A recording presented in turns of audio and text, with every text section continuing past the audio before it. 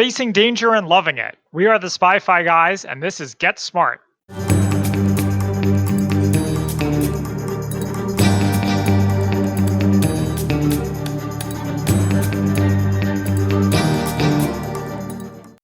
Welcome to the Spy-Fi guys, where we cover spy fact, spy fiction, and everything in between. I'm Zach. And I'm Christian.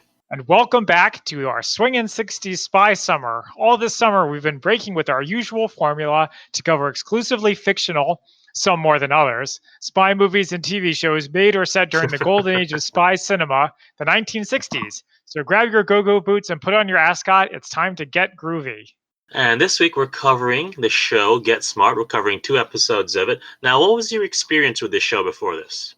This was my dad's favorite show when he was like a kid or a teen. So I know that Barbara Felton is hot, and he has a shoe phone, and he has a cone of silence. All right. So I grew up watching Nick at Night, and I know this was one of the shows that was on there, but I don't remember much from it other than the theme song, the shoe phone, and like the opening credits scene with all the doors. That's what I remember the most, is all the doors.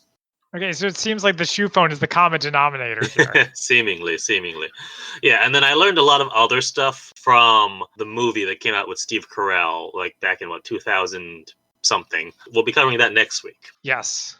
We covered 2 episodes. We covered season 1, episode, 19?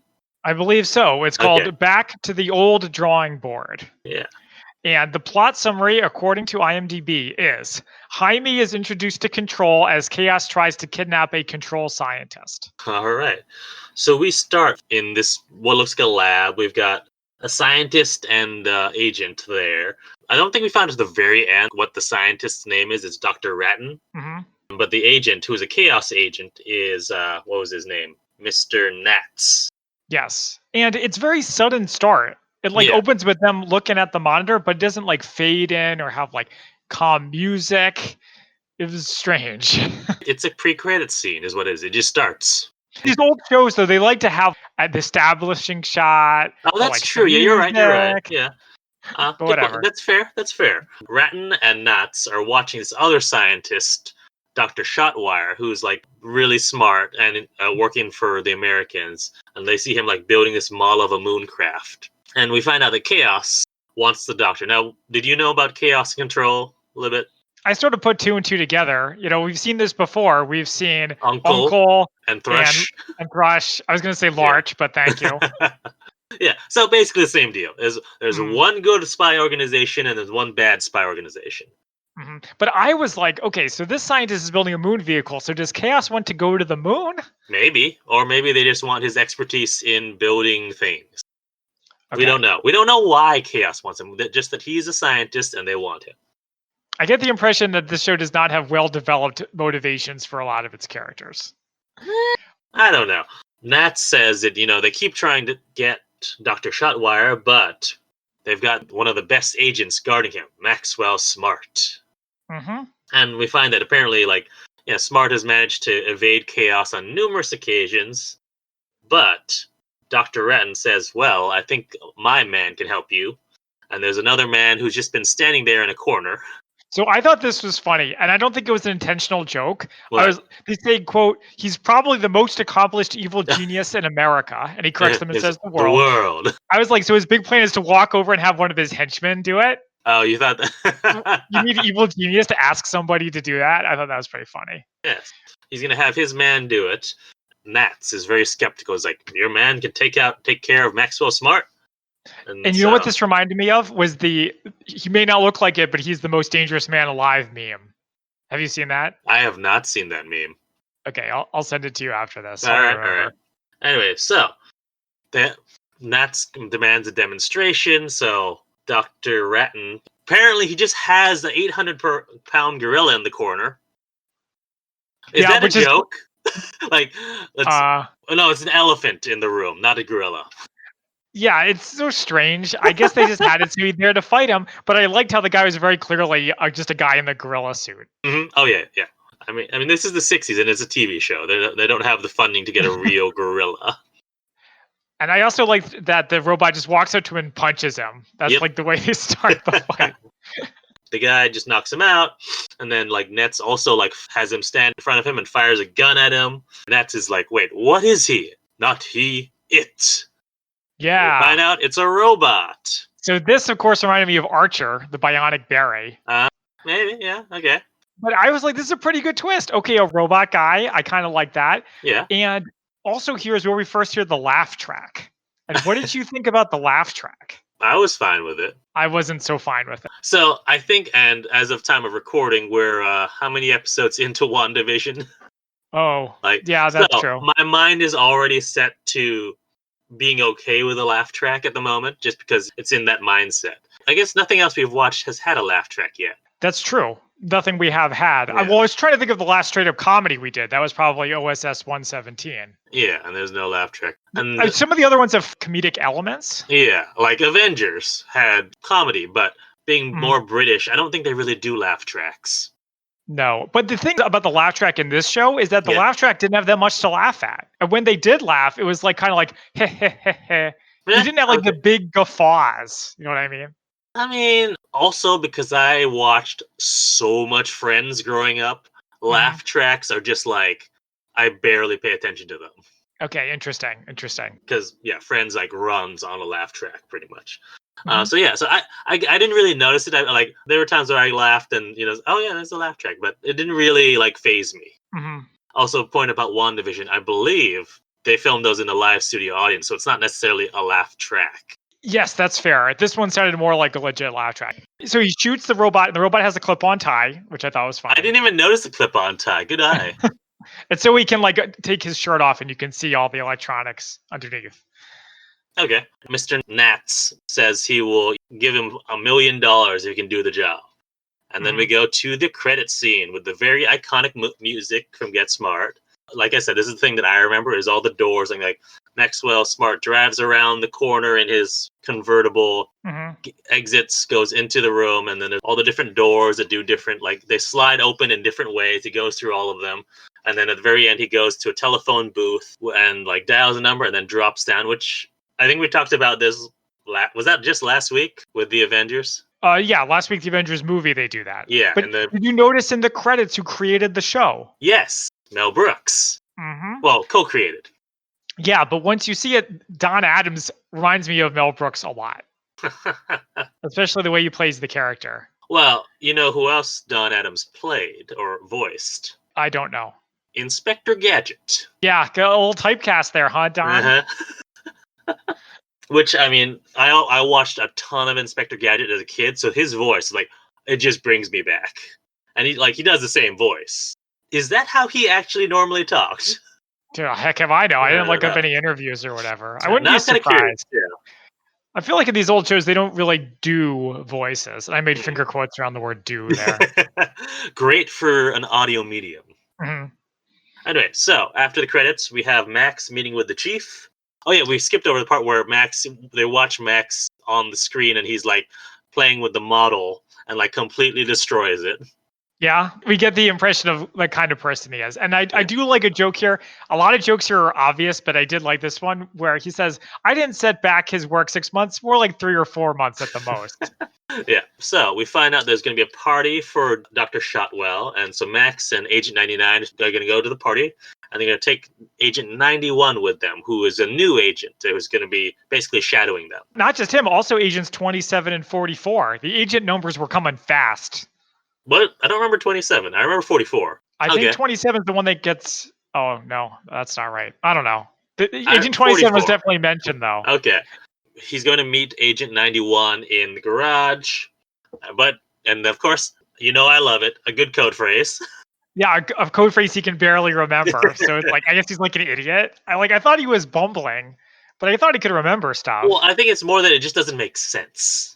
Oh, he was trying to like wrap his head around it? Yeah, because it's blue sun melts the red snow and the purple water runs uphill. And I'm going to always go back to my favorite, which is From Russia with Love, where the code phrase is, excuse me, may I trouble you for a match? I prefer a lighter, better still, until they go wrong. And so it's like, it makes sense. Right, it sounds like an actual conversation. Yeah, whereas this sort of thing is like, no, that just is nonsense.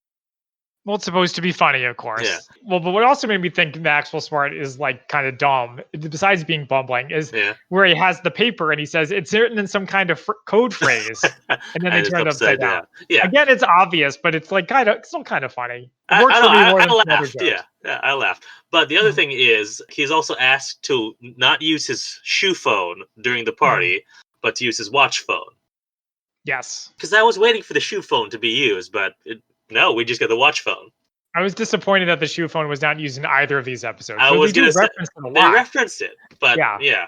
So we're back to our Mr. Nats and Dr. Ratton with Mhm. Jaime. We find that Jaime has memorized Okay, shot wires and excuse me. yeah, I thought about telling them about this in the spy fact versus fiction. yes, Have you Googled the word Jaime? no, Okay. If you what? look it up on dictionary.com or any dictionary, it Yeah. will tell you that the word Jaime, slang offensive for a Jewish man. Ooh, And this did was not know that. and here's more information about it. Yeah. Jesse Jackson, famously when he was running for president in like the 80s or something, called New York City Jaime Town.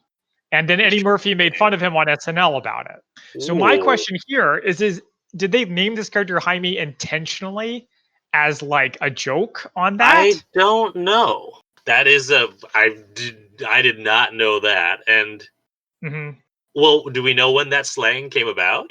Well, I don't know that. I don't know the whole Okay. history of the Like, word. I'm just wondering, did it somehow come from this or did this come from that? I don't know. Like, chicken or egg? That's my question. Like, which came first, really? Yeah, So, I probably should have done the research before I brought it up, but I didn't. but So, that is interesting to know. yes. Jaime has memorized shot wire's like entire career, and we Mhm. find out that Jaime also takes things very literally. Yeah. Did this work for you? Yeah, yeah, Really? A yeah. childhood full of Amelia Bedelia books didn't make you think this was no longer funny? Nope, still works for me. Mainly Okay. because I sometimes make jokes like this. So, eh. Oh, okay. Well, it really hit the spot then. Well, like for example, he says take off and he starts flapping his arms. That one was unexpected, actually. Like the other thing is like, oh, shake. Oh, that is obvious. But the takeoff, that one's like, I did not see that one come. The thing about things like that is it shows you how many colloquialisms, Very true. is that the word, is that the Yeah, term yeah, that we yeah. use in like day-to-day life? Hmm. It's a lot. Well, that's like, wasn't there an episode of Archer where they're dealing with colloquialisms? I don't remember that, but I would believe it. Yeah. And the thing is, it's tough if you don't speak English as your native language. I Mm, can only imagine what a nightmare that must be. yeah. I think that's what it was. Oh, it was like an episode where Archer's stranded on a deserted island, and he has like the one guy who's there, and Mm, he keeps speaking in colloquialisms or metaphors which don't translate to the natives. mhm, So Jaime somehow gets to the garage where Agent 91 is, and mhm. 91 gives a code phrase, thinking that Jaime is Agent Smart. And Jaime just doesn't say anything, and they like fight, and Jaime, easily subdues Agent 91 and hides him in a locker or something. I like the part where Agent 91 breaks an axe over Jaimy's head. That was pretty hardcore. Yeah, but pretty quickly after he hides him in the locker, Mhm. Smart and Agent 99, who we really don't find. This, I guess, the first time seeing 99, but Uh-huh. we don't get like no introduction to her or like just that she's another agent. Well, it's like Mrs. Peel. She's his partner. Yeah, and it's interesting to compare the two of these pairs. How so? Did you notice major differences? Well, yeah, because at least Mrs. Peel seemed to have some skills where I didn't really see 99 doing much. That's true. Well, she's very good at checking out other women, but we'll get to that We'll get later. to that, yeah. Uh, Also, I think the major difference is that she clearly is subordinate to Maxwell Smart, whereas the other two seem more like partners. where, and I will get to this in the movie, Mhm, but and maybe this happens more in like other episodes, which is not just the ones we watch, but it seemed like 99 is definitely the more competent of the two. mhm. So that's what I like having watched the movies. I was expecting that sort of, you know, um, relationship between the two, but I didn't see it here. So I was like a little curious. Yeah, it's the classic sitcom thing of like the dopey guy with the competent significant other Mhm. woman. Yeah. Yeah, Anyways, Smart and 99 give the code phrase, and Jaime, having heard it, gives it back. So that's pretty smart. yeah, That they works. all they all go to the party, and the where the party is, the venue is like in these super 60 colors. Mhm. It's like Batman 66 or like 67 Casino Royale. It's like explosion of colors. Well, it's like the fancy 60s party as opposed to like the Austin Powers, the nightclub 60s, True, where everything's true. psychedelic, Yeah, yeah. right? I also like the part where Max is like, all right, let's go. And he kind of taps Jaime on the chest and makes like a clanking sound. Yeah. Max tells 99 to check out all the women to see if there's anyone suspicious. Hmm. And as this is happening, Ratton is on the radio with Jaime, telling him to disarm Smart and destroy his gun without him knowing. And he managed to do that. Very easily, which is weird because it's not like having a gun would help him anyway, not against Jaime the robot. Good point. Huh, I I don't guess know. he could have killed the scientist to prevent them from getting to him. It's a little But I don't hardcore think for this that's show. yeah, that doesn't sound like something that Max would do. So we have Agent 44 who is in a clock, like a grandfather clock. Yeah, and this And conversation goes on for so long. I was okay with it though, like because I love the sign counter sign, and so when they start having an argument over the counter sign and the counter sign, I was like, all right, that's pretty funny. And I did like when he's like, "Oh, you're using the old book." That seemed like something that could totally happen. I know there's a recurring character who's like always in clocks or mailboxes or stuff like that. So I just assumed that this is him. Okay. Yeah, And he's like Smart's getting all depressed about being stuck in all these things. He never gets to wear his tuxedo. But, even if he did, no one would see it because I'm in a clock. It's funnier to talk about than it is to actually watch it. Yeah. This also seems like the kind of thing that would happen in Archer. Is like he meets a contact and you have him go through a therapy session. So Max goes back to the party, and Jaime says that there's nothing strange going on. And then Max gets a call on his watch phone from the chief. Says that there's a chaos agent at the party, and Max is like, "Are you sure?" He's like, "Yes, for sure. I'm here with the real knight." And Jaime accidentally, I'm using finger quotes again, but you can hear it in my voice, hopefully, accidentally crushes Max's watch phone. Says, "I just want to see what time it was," but it's all destroyed. I do like how the wrist phone has a thing that extends from the wrist up to the ear, as opposed to like nice. Buzz Lightyear or Dick Tracy, where it just has a little speaker that goes off. Which, this goes into a whole other thing, but it always annoys me. And like when there's that sort of thing, it's like no one else can hear it too. Yeah, it's convenient writing that people don't eavesdrop on the speaker. So Jaime crushes that, and Max sends him over to Agent 44 to see if he has any intel before he can make any report. Jaime punches 44 and knocks him out. Yeah, he does that a lot in this episode. And so Jaime comes back to Mac. Oh, and I don't think I wrote down here them trying to be nonchalant and do exactly what I do. Yeah, again, it's a pretty obvious joke, but it's kind of funny, especially when I was amused. Especially when people start to like notice them. Yeah, I thought that was funny. But you notice they're not exactly the same though. Like some of their finger movements are a little different. Thought I saw this, but did it look like Jaime paid more attention to a woman who was going past than Max did? Yeah, because I was looking at Jaime, looking at her, and Max was a little bit more subtle about it. Yeah, I guess. And then I think my favorite part though was when like Max accidentally knocks over the glass. Jaime like hesitates and then just breaks the glass. Yeah, that was good. That's an escalation we don't normally see with that joke. And then I like the shot of everyone just staring at them.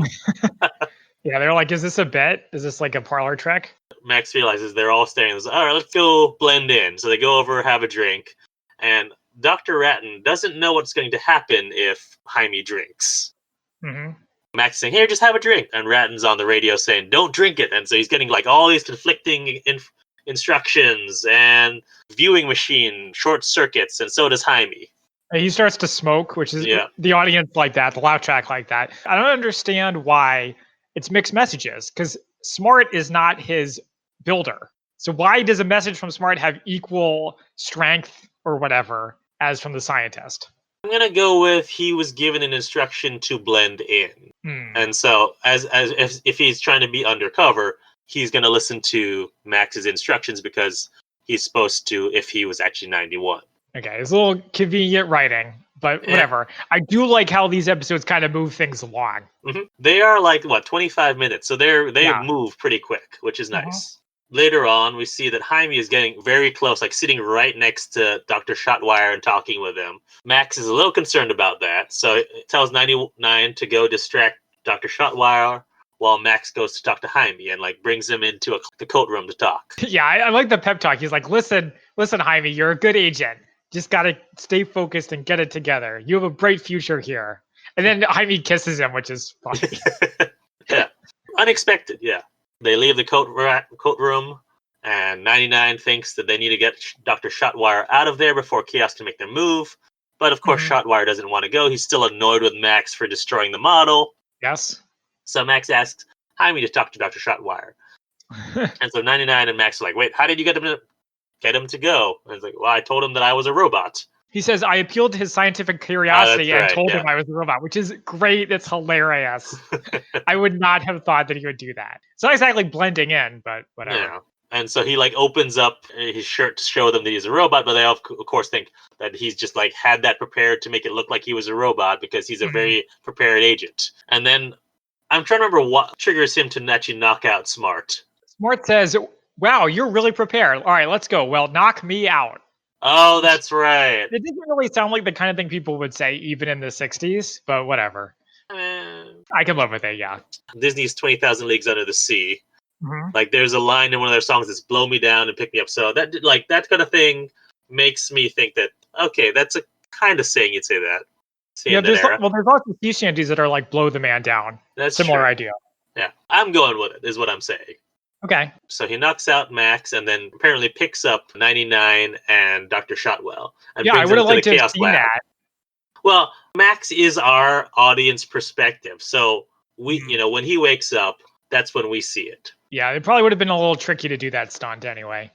Anyway, so he wakes up in a chaos lab. Everyone's tied up, and Nats and Ratton enter, and we find out that Max had put away Nats for 19 years, like got him arrested. And so Jaime comes in. They find out that he's actually a real robot, and not just pretend robot. And then Dr. Ratton orders Jaime to destroy Max, but Jaime doesn't want to. There's something that bugs me here, and maybe I'm being unfair for the writing in the show, but multiple times in this episode, Nats has said, I want an hour alone with Smart. I'm going to like really get my revenge on him. I'm really going to savor it. But then once he has his moment, he just tells the robot to shoot him. That's so lame. No, I don't think Nats does that. Ratton's the one who orders him to shoot him. Yeah, but Nats is the client. The customer is always right. The Nats could have said no. I don't remember him saying that. I just remember that he wanted his revenge. Well, actually, no. His goal is not to get Smart. It's really to get Dr. Shotwire.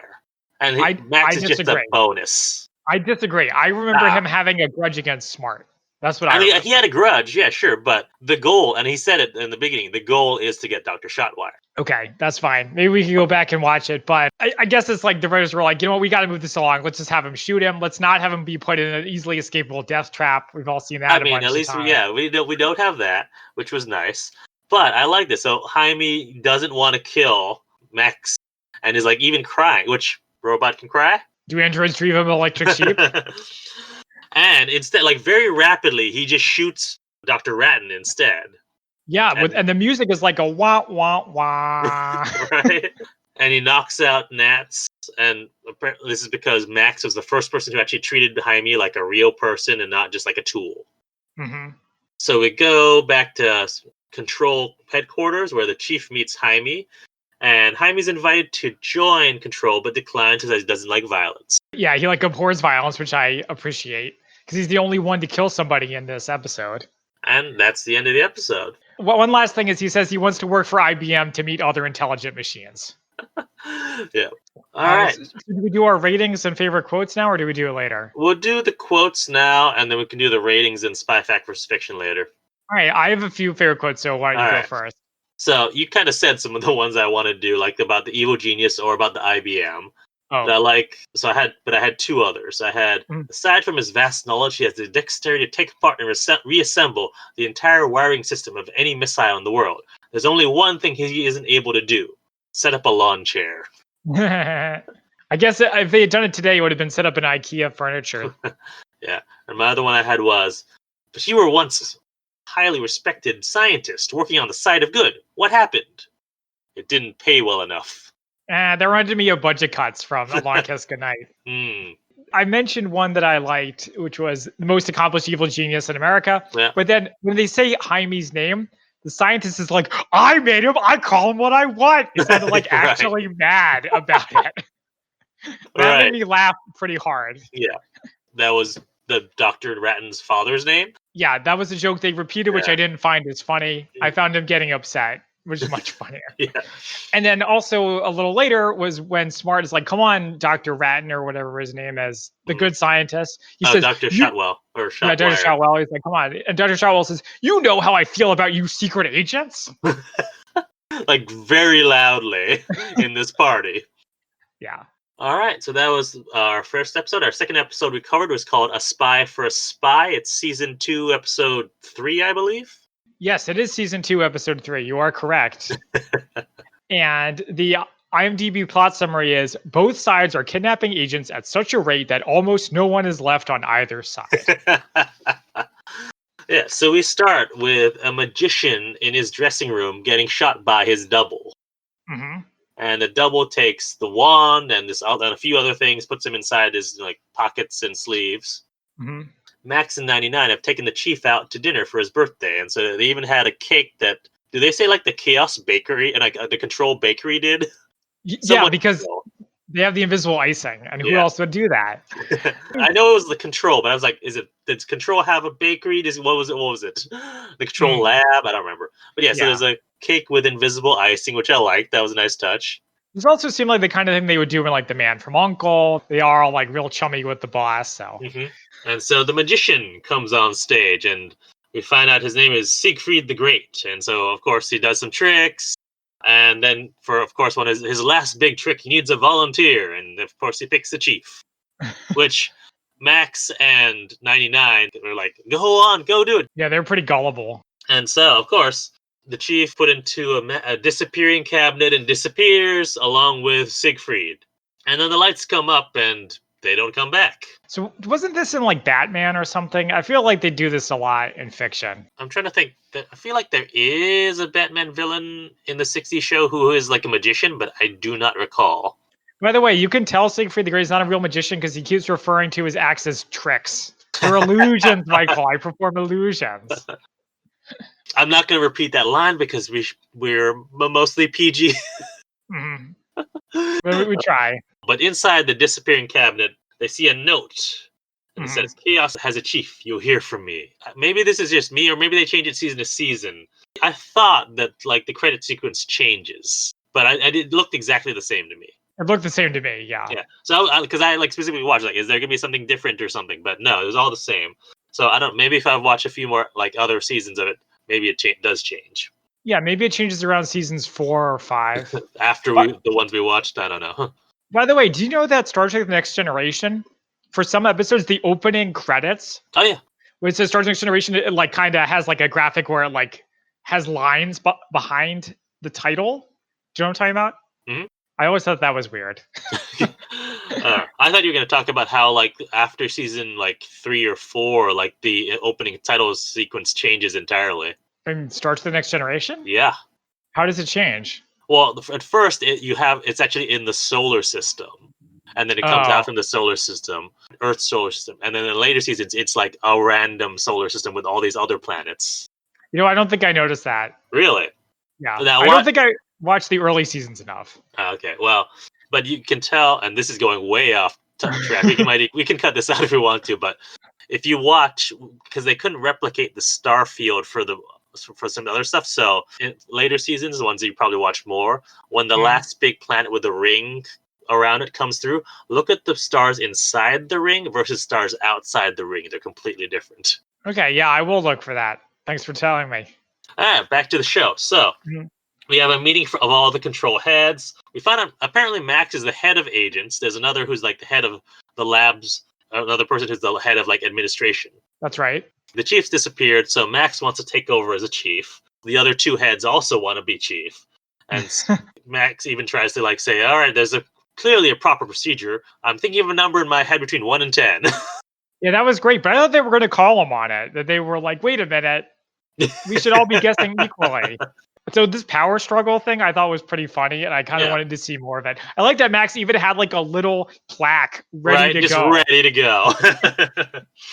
But 99 points out that only the chief superior can say who the replacement is, but they don't know who the superior is. But Max is like, all right, you know what? I'm going to call the very top. And so he calls his numbers. Oh, I see. He's busy at the ranch. No need to bother him. Yeah, I don't know. Was this like supposed to be Lyndon Johnson or something? Yeah, because he's a Texan.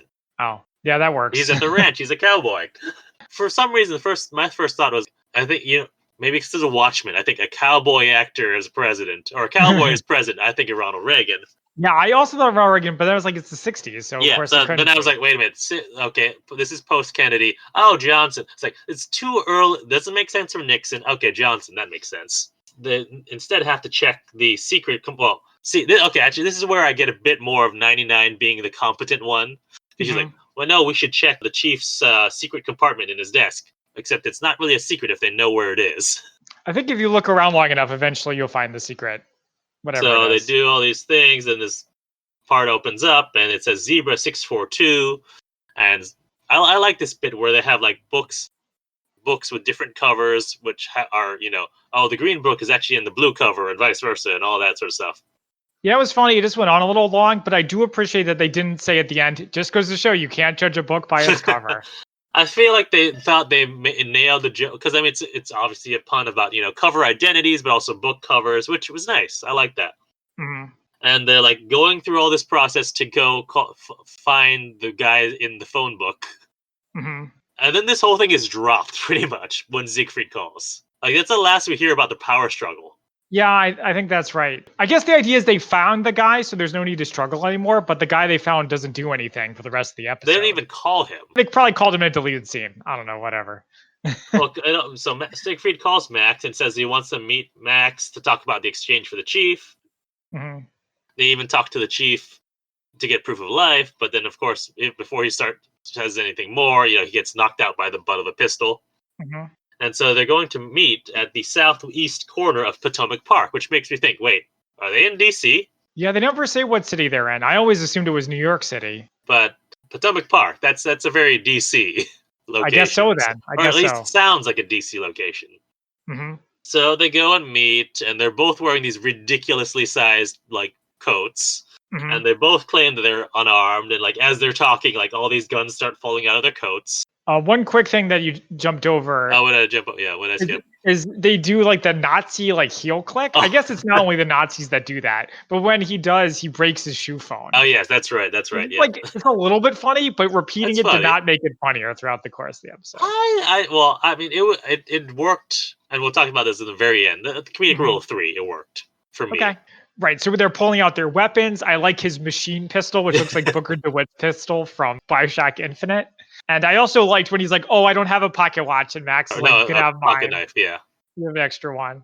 Switchblade, yeah. Mm-hmm. So we find out that Siegfried wants the X-11 in exchange for the chief. Apparently, it is the U.S.'s latest defensive weapon. It's a laser-powered missile detector. Right. And there's only 3, one of which is in the chief's secret vault. And so they're going to meet back there in 2 hours to do the exchange. And so Max returns to the park with 99 at the meet. He has a big briefcase, which they give in exchange for the chief. And they do the exchange, except both of them gave each other fakes. Yeah, that was great. It was really funny. I just like that they just throw dummy. the chief, throw the dummy at him, literally. I do like how there's no hard feelings when it's over. There isn't you tried to trick me. Well, you tried to trick me. Yeah. So all's fair in the spy game. Sorry. Yeah. Back at Control, Max that's a call from Siegfried, and it says you have 2 hours to deliver the real X-11, or they're going to kill the chief. 99 is like, no, we can't give up the X-11. Max is like, of course not, but we can give them Chaos's top assassin, Carl Denker. Yes, but we don't have Carl Denker. But we will. I'm going to go get him. He says, I'm going to bring him in just like that. I was like, wow, it's a good thing he isn't in Australia or something. And according to the International Spy Museum's intro video, Washington, D.C. has the most spies per population than any other city. Maybe he just means the top assassin in the immediate area. Maybe that too. Or maybe just everything for this show happens. Actually, it feels like everything in the show happens in the D.C. area or whatever the area is supposed to be. Mm-hmm. Which, I mean, it makes sense. No, it doesn't, but whatever. Seat of power and all that, Yeah, yeah. You also find out that Danker has killed 19 control agents and has gotten away every time. But it seems like Max finds him pretty easily in this random alley. Yeah, just walking down the street. I guess he's easy to find, but hard to take out. That's probably it. Has him at gunpoint, but of course Danker has a gun in his briefcase, and I mean that not inside the briefcase, but built into the briefcase, which I thought was kind of neat. It was really neat, and it reminded me of the laptop gun from Perfect Dark. I was gonna say it reminded me of the briefcase from Russia with Love, which Did that has also all have a this. gun in it? No, it has all these gadgets, but and it has a knife that pops out. Well, yeah, so they have a fight. Actually, I like the dialogue here where Max is like, "I know you've escaped 19 times," and then Danker's like, 20. Really? They told me it was 19. Yeah. Yeah, there's a lot of good banter between the two of them. This like chase and fight and chase again looked kind of like something out of the Naked Gun, and I mean that in a complimentary way. Okay, yeah. And also, like, so he chases into like this other room where there's like a mechanic who apparently is with Chaos, who like he says, "All right, knock him out as Smart comes in," but then Smart actually like this is I like this where Max is competent at fighting. He's not like a complete doofus. Yeah, he's like Bruce Campbell from Evil Dead, where he's really dumb, except that he's good at fighting. But I mean, he Yeah, seemed to be more competent in this episode. no, yeah, you're right. He's not really dumb. I think they describe him in an IMDb as bumbling, which is pretty accurate. Bumbling. Yeah. I'll give you in the last episode, he did feel kind of dumb at times, especially with like as a gag, the whole like reading it upside down. But here, he seems more competent. He's had greatness thrust upon him by the nature of the situation. He needs to step up. You can't get a robot to save him. Yeah, they chase, they fight, there's a gunfight, and then he goes and fights the mechanic and knocks him out. Danker grabs this like welding torch, but then, Max knocks him out. Mm-hmm. The mechanic starts fighting with Smart, and Danker is like trying to, a knife at Smart, but Max moves it so that the mechanic is the one who gets stabbed and killed instead. And again, like when there's a death, they have that like silly music, the wah wah wah. Well, and then Max says, "It's just not your day," which reminds me of The Spy Who Dumped Me. All the way back to that. Yeah, why? When they had the Uber driver who gave his life for them. And then he dies, and she's like, "Great ride, 5 stars." Yeah, but at least this one's like an actual someone involved in the spying and not just a random dude who got drawn in. Yeah, no, this is more of a James Bond one-liner after the kill, so it works a lot better. Yeah. Anyway, so they get Danker tucked away in control security when Siegfried calls, and Max tells them that they have Danker. And this starts this kidnapping war. We see all these agents being picked off the street by Chaos Control. Mm-hmm. And then we have, I like this, the board, where Max has this board in the office, which has like buttons for how many, control agents and how many Chaos agents have been captured by each side.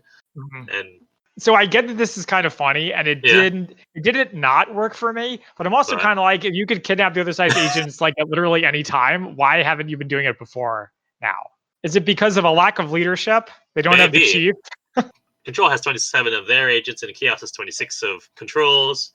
But then 99 gets kidnapped, so it's all even.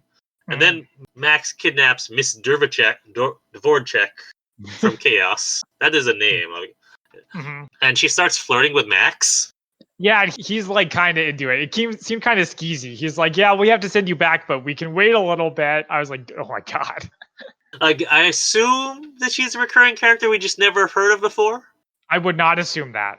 Maybe it's like that the episodes of Man from U.N.C.L.E. where there's characters who are supposed to have been there the whole time and, appear in one episode and never appear again. I also think the fact that we don't see her again at the end with the exchange seems to indicate it was just like a one-off thing. Okay. Anyways, so Max and Siegfried have a meeting. And apparently they've both run out of agents, so it's very convenient. They had equal amounts of agents. It was really funny. I like that, yeah. And so they start negotiating trades. Now, I am not a sports person, but this sounded like football trades almost. Like if there were two teams that were trading like football players. Yeah, this was funny. You can't have our best assassin, but we'll take your best janitor or whatever. So they can't come to any agreement except for trading the chief for Danker. So they go do the trade in a warehouse in an hour, and they each release the prisoners. Then Siegfried, because remember, he's somehow a magician, conjures a rabbit out of thin air, which has a gun inside it. Yeah, But the old gun inside a rabbit track or whatever. but then Max was prepared and has like these things on his hands which cause like a camera flash basically and distract them. It looked like the flasher from Men in Black. Like a neuralizer. Actually, what looked like it to me was like when Tony Stark's like very early days and just has the repulsors on his hand. That's what it looked like.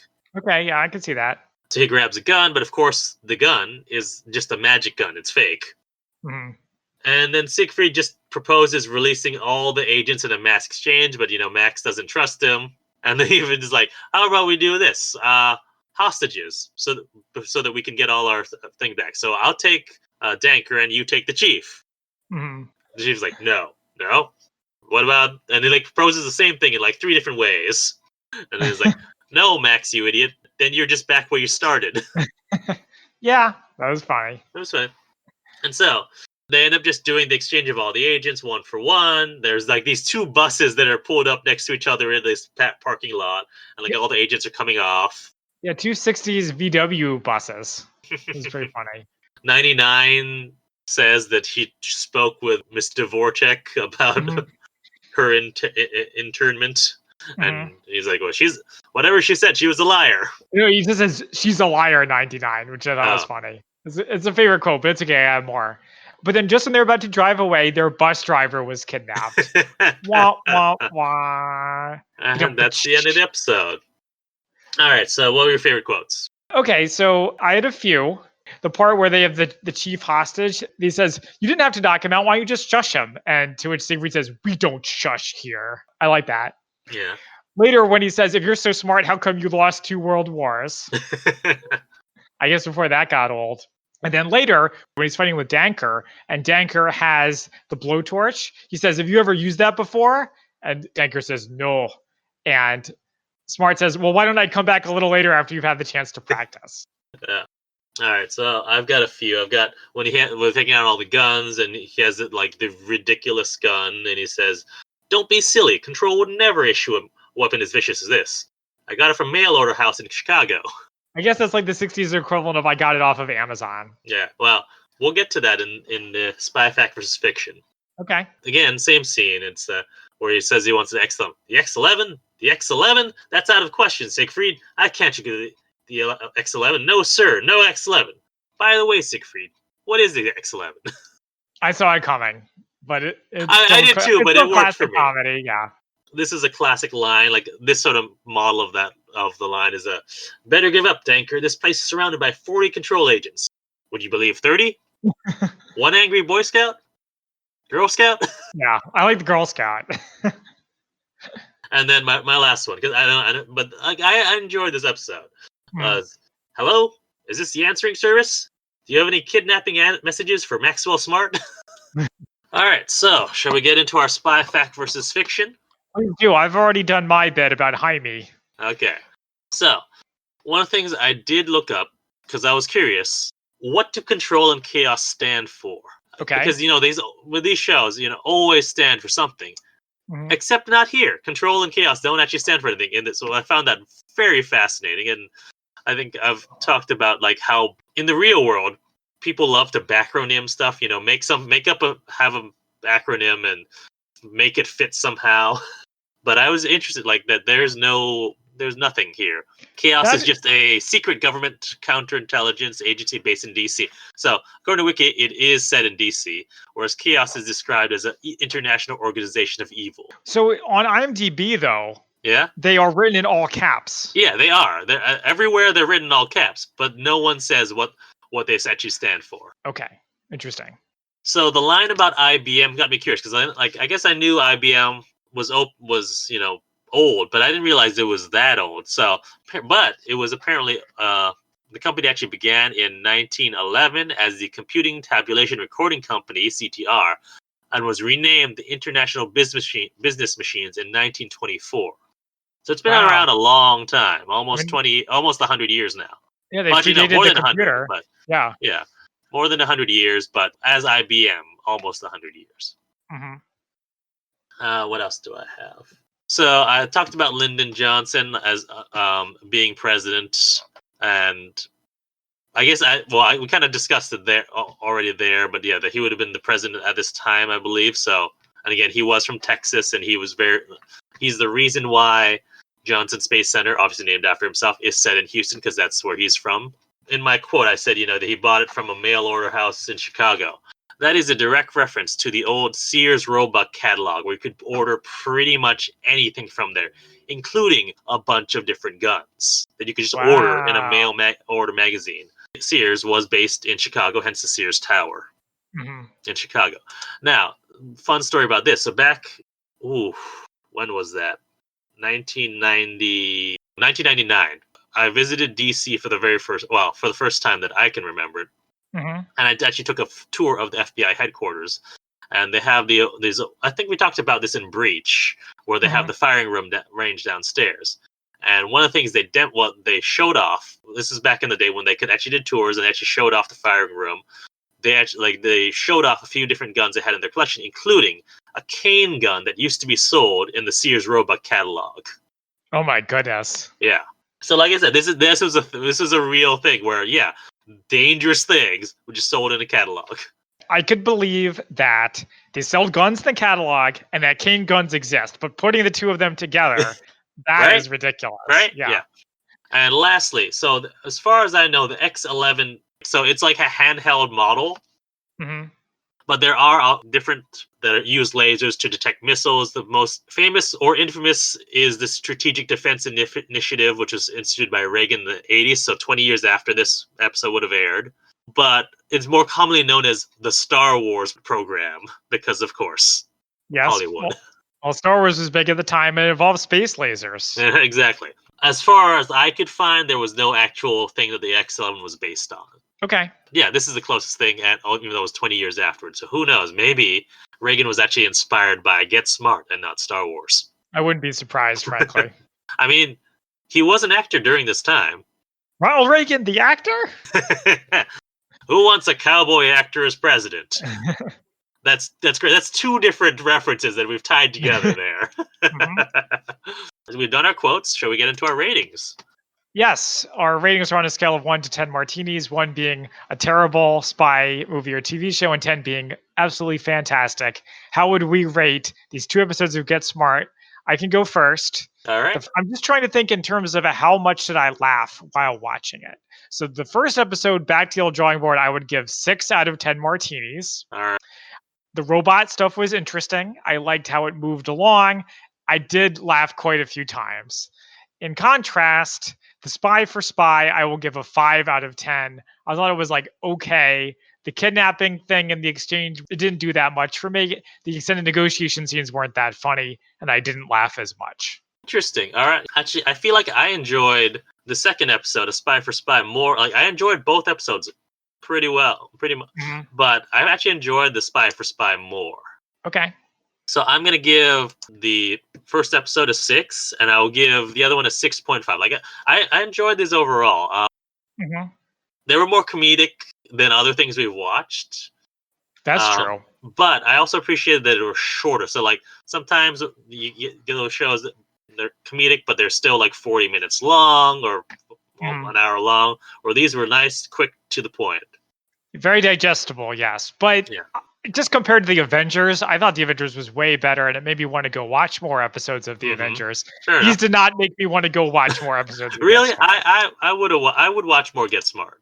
Okay. If it was on a regular streaming service, which it currently is not, but if it does come, I will watch more because it's something that would be good. Just if you're folding. I don't know if this is a compliment to this show, but but for me, if I'm doing laundry, folding stuff, or putting stuff away, I like to have something on that I can watch. I don't necessarily have to pay attention to every single thing, but it's good. What used to fill this spot for me was Hawaii 5-0, the current one. Okay. Whereas it's there's a procedure, or there's a pattern to it, so you don't necessarily have to pay attention the whole time, but it's entertaining and fun. Okay. I'm glad that it worked for you. I'm sure my dad would be very happy to hear that. Anything else you want to talk about? No, I think that's it.